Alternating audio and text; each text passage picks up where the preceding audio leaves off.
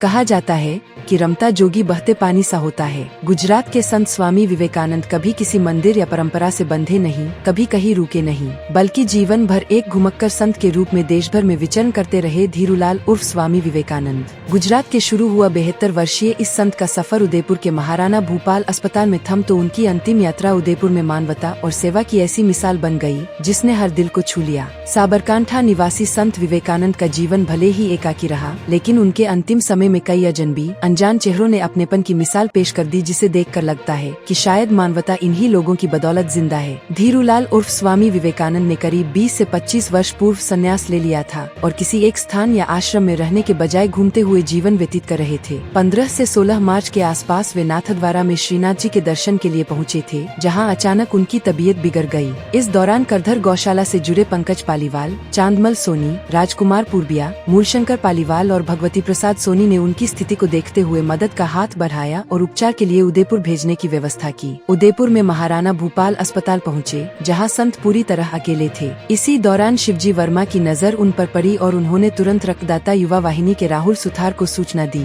सूचना मिलते ही राहुल सुथार और उनकी टीम सक्रिय हो गई और संत के इलाज में हर संभव सहयोग दिया गया। लेकिन इलाज के दौरान उन्हें गंभीर अस्थमा अटैक आया और आखिरकार उन्होंने देवलोक गमन हो गया। राहुल सुथार ने बताया कि संत के पास मिले दस्तावेजों के आधार पर काफी प्रयासों के बाद उनके भतीजे ताइपिल से संपर्क हुआ, जो नवसारी में रहते हैं। परिजनों के उदयपुर पहुंचने के बाद संबंधित नाथद्वारा थाना से पुलिस जाब्ता उदयपुर पहुंचा और विधिवत प्रक्रिया पूरी करते हुए शव परिजनों को सौंपा गया। इसके पश्चात अशोकनगर मोक्षधाम में अंतिम संस्कार किया गया, जिसमें रक्तदाता युवा वाहिनी के राहुल शर्मा, भरत पालीवाल, प्रदीप मेनारिया, रंजित सिंह सहित गौशाला से जुड़े सभी सहयोगी मौजूद रहे। परिजनों की इच्छा के अनुसार संत की अस्थियों को बाद में सम्मान पूर्वक नवसारी गुजरात भेजा गया, ताकि उनके अपने धार्मिक रीति रिवाजों के अनुसार आगे की विधि सम्पन्न कर सकें। यह पूरी घटना बताती है कि जब रिश्ते खून से नहीं बल्कि संवेदनाओं से बनते हैं, तो अनजान लोग भी अपनों से बढ़कर बन जाते हैं। सेवा, करुणा और सामाजिक जिम्मेदारी ने मिलकर एक ऐसे संत को सम्मानजनक विदाई दी,